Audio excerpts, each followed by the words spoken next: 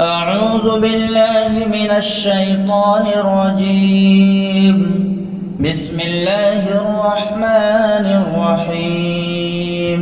يا بني إسرائيل اذكروا نعمتي التي أنعمت عليكم وأني فضلتكم على العالمين. واتقوا يوما لا تجزي نفس عن نفس شيئا ولا يقبل منها شفاعة ولا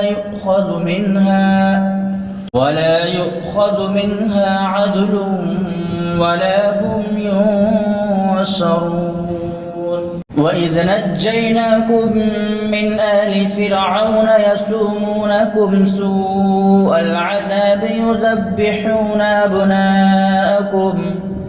يذبحون أبناءكم ويستحيون نساءكم وفي ذلكم بلاء من ربكم عظيم.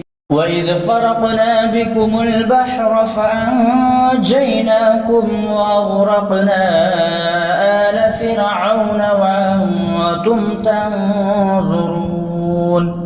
وإذ واعدنا موسى 40 ليلة ثم اتخذتم العجل من بعده وأنتم ظالمون. ثم عفونا عنكم من بعد ذلك لعلكم تشكرون. وإذ آتينا موسى الكتاب والفرقان لعلكم تهتدون. وإذ قال موسى لقومه يا قوم إنكم ظلمتم أنفسكم باتخاذكم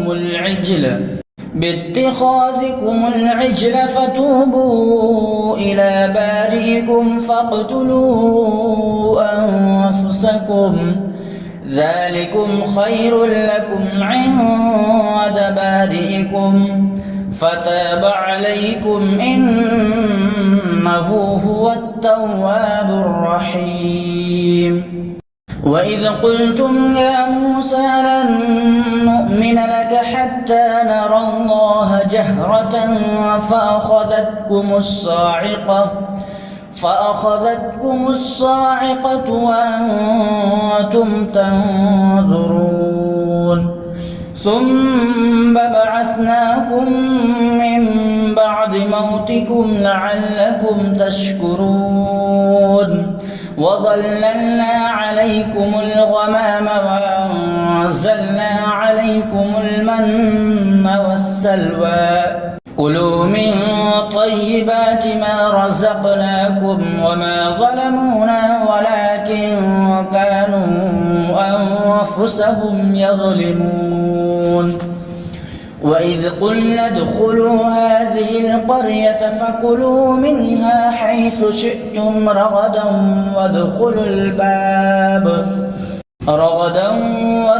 الباب سجدا وقولوا حطة نغفر لكم خطاياكم وسنزيد المحسنين. فبدل الذين ظلموا قولا غير الذي قيل لهم فأنزلنا على الذين